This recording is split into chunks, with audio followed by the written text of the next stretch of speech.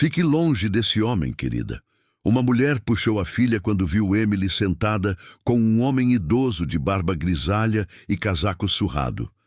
Emily não disse nada.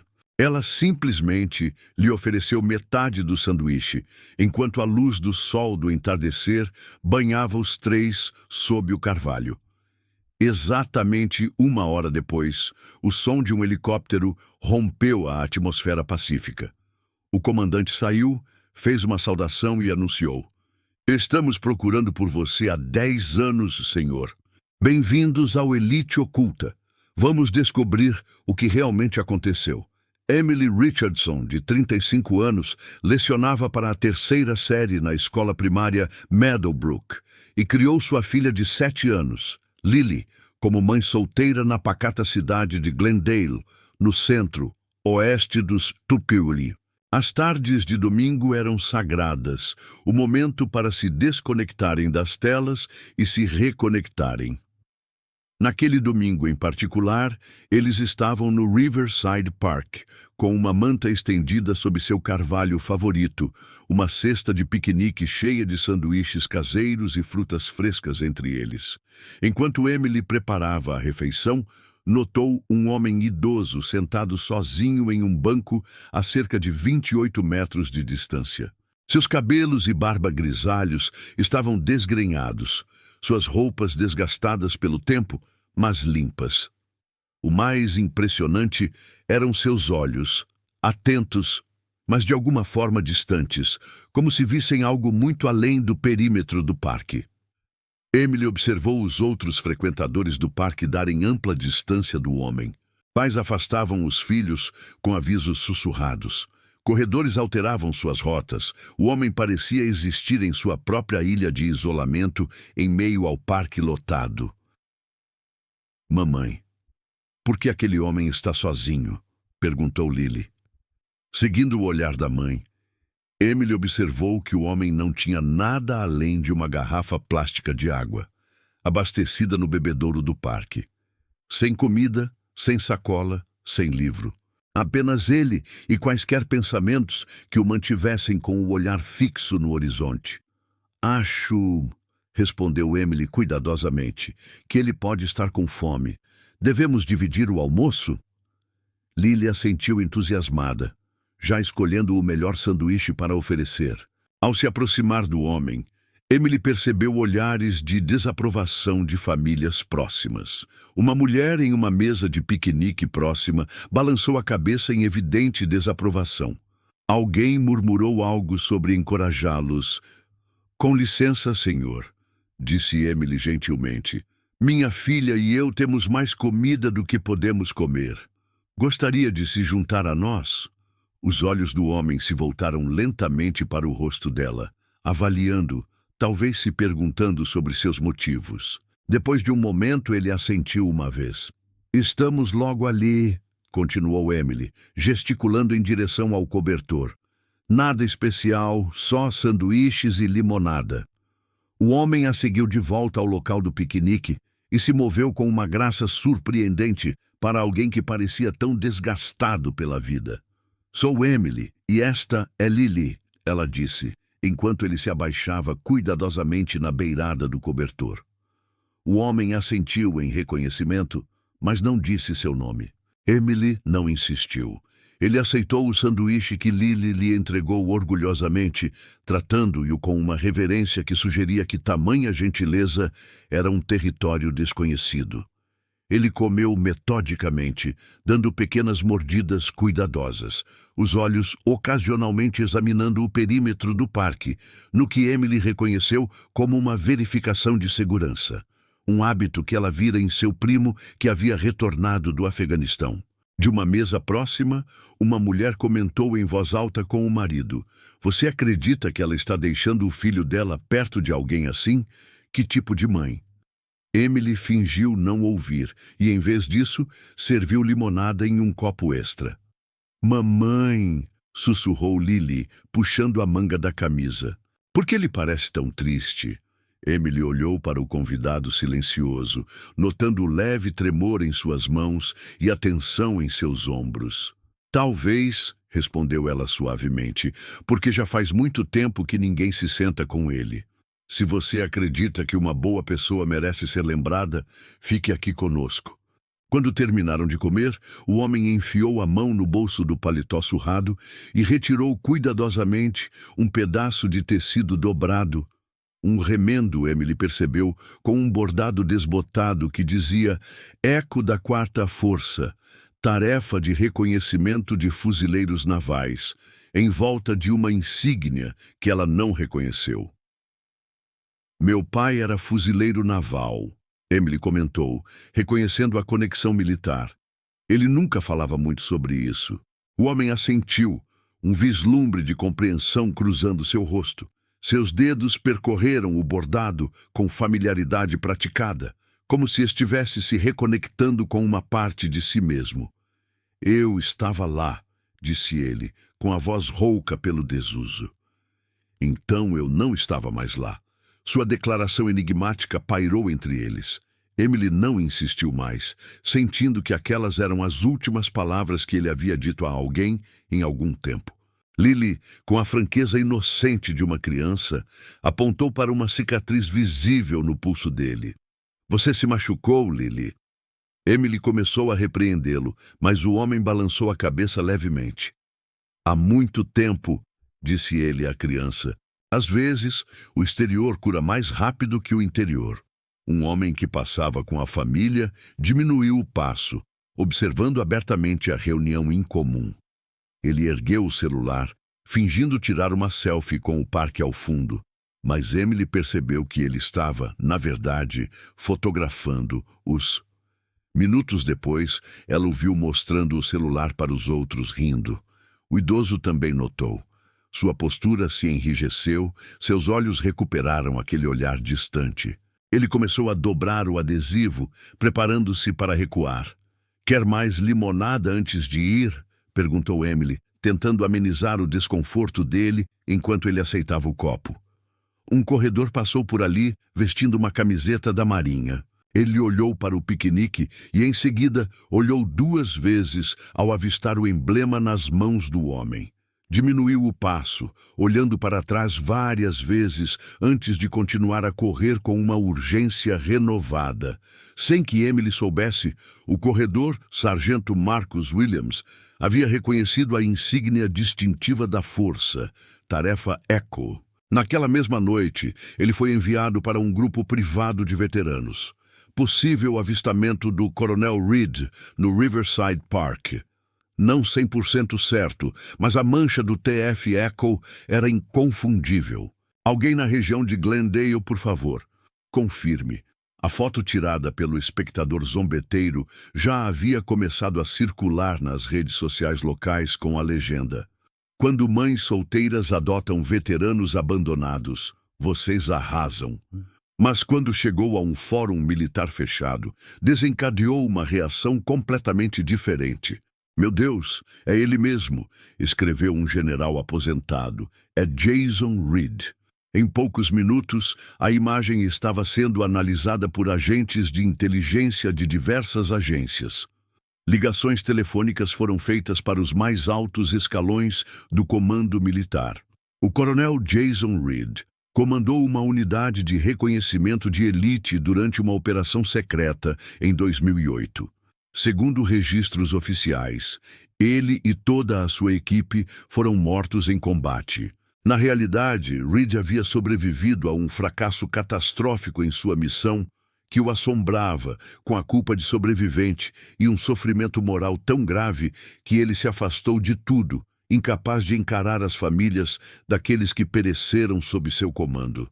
Por uma década, ele viveu como um fantasma, mudando-se de cidade em cidade, recusando benefícios a veteranos que pudessem identificá-lo, fazendo bicos por dinheiro quando necessário. Seu TEPT o levou ao isolamento enquanto o debate se acirrava nos círculos de informação sobre a controversa decisão que ele havia tomado em campo, uma decisão que alguns rotularam de heróica e outros consideraram um erro trágico. Agora, após anos de busca, ele havia sido encontrado não por agências de inteligência ou pela polícia militar, mas por uma professora da terceira série que dividia um sanduíche em um parque. Enquanto Emily arrumava o piquenique, felizmente alheia às ondas que já se espalhavam por seu simples ato de gentileza, Reed, silenciosamente, entregou a Lily uma pequena escultura de madeira de um pássaro que ele havia tirado do bolso. Talvez o único bem que ele tivesse a oferecer em troca de sua humanidade. Sim, se você já viu um herói ser esquecido simplesmente por ter permanecido em silêncio por muito tempo.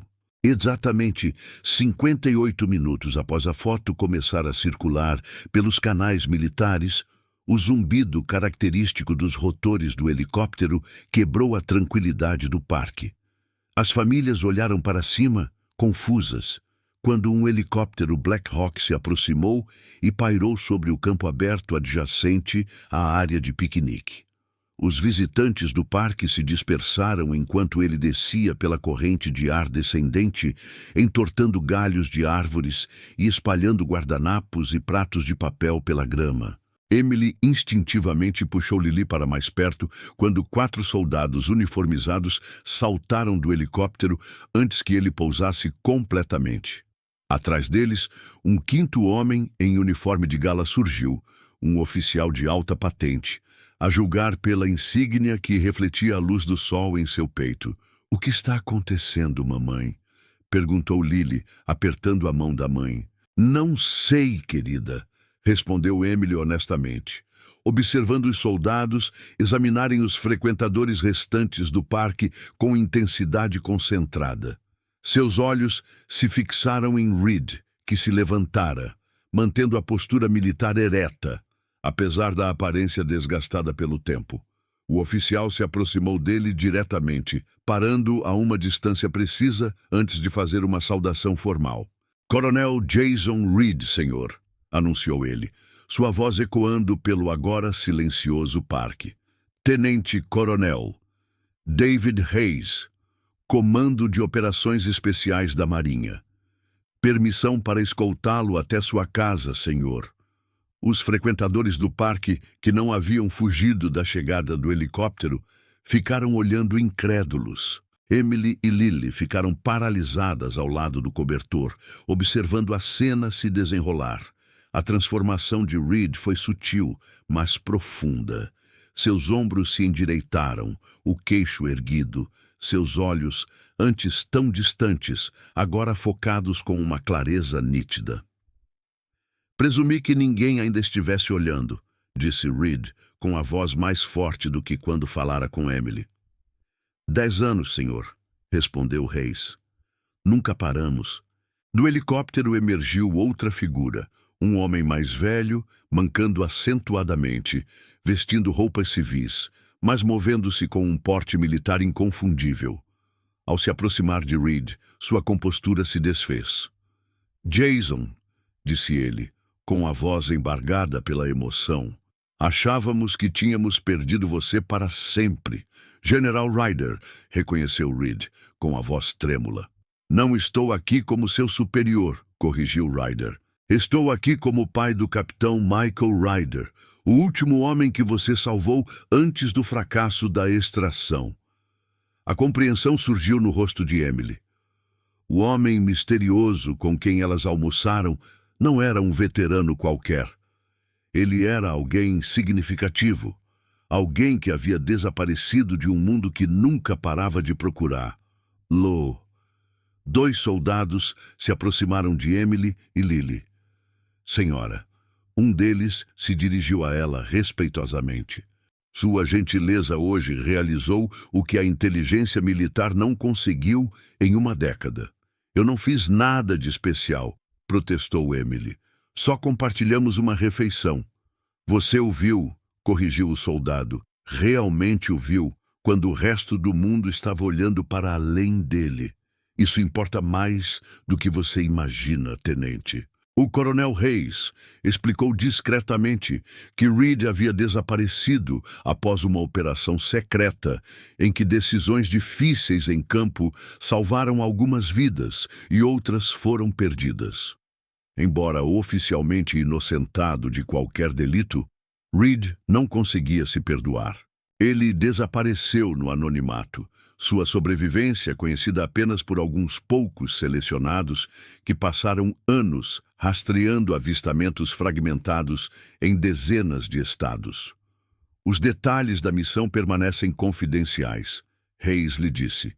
Mas o que posso dizer é que 8 famílias passaram 10 anos sem saber toda a verdade sobre seus entes queridos.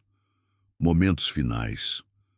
O coronel Reed é o único que pode proporcionar esse encerramento.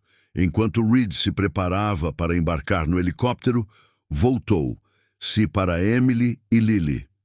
"Obrigado", disse ele simplesmente, as palavras carregando o peso de uma década de silêncio. Emily assentiu, compreendendo que, às vezes, o maior presente é tratar alguém como a pessoa que ela é, não como o fantasma que se tornou. Enquanto o helicóptero decolava, uma pequena multidão de visitantes restantes do parque assistia em silêncio, atordoada. A mulher que havia criticado Emily se aproximou hesitante. "Desculpe pelo que eu disse", ela admitiu. "Eu pensei, eu presumi. Todos nós fazemos suposições", respondeu Emily gentilmente. "É enxergar além delas que importa." A notícia da dramática extração do parque se espalhou rapidamente pela cidade. Repórteres contataram Emily para entrevistas, mas ela recusou todas. "Esta não é minha história para contar", explicou ela. "Eu só estava lá quando alguém precisava de um amigo." Em poucos dias, os militares realizaram uma cerimônia privada em Quantico. As famílias dos membros desaparecidos da Força Tarefa Echo finalmente receberam o relato completo do heroísmo de seus entes queridos. Reed, embora ainda lutando com seu passado, havia começado a longa jornada de volta a si mesmo. Uma semana depois, Emily recebeu uma carta formal do Corpo de Fuzileiros Navais, agradecendo-lhe por exemplificar os valores de compaixão e humanidade que representam os ideais mais elevados da nossa nação. Junto com ela, havia um bilhete pessoal do General Ryder. "Você lembrou a um guerreiro abatido que ele ainda era digno da mais básica bondade humana. Ao fazer isso, você ajudou a trazer paz a 8 famílias enlutadas. Você já fez a escolha certa? Quando todos os outros se afastaram, sua história também importa. Eles encontraram algo novo esperando em seu lugar de sempre. Um banco recém-instalado com uma pequena placa de bronze. O Banco da Bondade, onde uma mãe ensinou a filha a coisa certa a fazer. Nenhum helicóptero militar sobrevoou naquele dia. Nenhuma cena dramática se desenrolou. Mas perto do local do piquenique, uma nova bandeira americana havia sido hasteada, tremulando suavemente na brisa da primavera. Enquanto desembrulhavam o almoço, um mensageiro se aproximou com um envelope. Dentro havia uma carta escrita à mão pelo coronel Reed. "Por 10 anos, ninguém me viu de verdade. Tornei-me invisível por escolha própria, convencido de que não merecia nada melhor.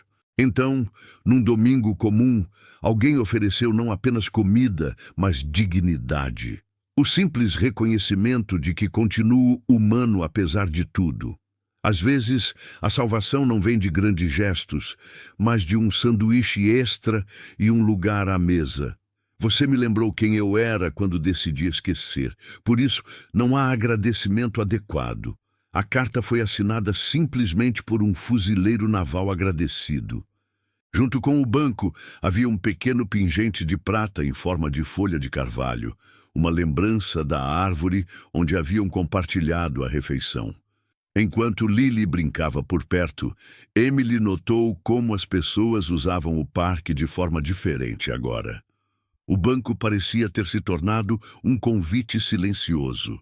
Uma senhora idosa compartilhou com um jovem claramente lutando contra o vício. Um empresário de terno caro sentou-se ao lado de uma mulher que organizava seus escassos pertences em um carrinho de compras. Pequenos momentos de conexão floresceram, onde antes havia barreiras. Emily prendeu o pingente na pulseira de Lili naquela noite. "O que isso significa, mamãe?" perguntou a garotinha. "Significa", respondeu Emily, "que às vezes as pessoas mais corajosas não usam mais uniformes, mas ainda assim merecem ser lembradas. Alguns heróis dispensam apresentações ou alarde, e às vezes a ação mais simples, um simples assento vazio à mesa, pode mobilizar um exército inteiro e curar feridas ocultas há anos. Você já presenciou um herói esquecido sendo deixado para trás? Compartilhe sua história, pois suas palavras podem ser a luz que alguém precisa. Inscreva-se para mais histórias incríveis, onde a gratidão nunca chega tarde demais. Comece a desenvolver nossa API gratuitamente.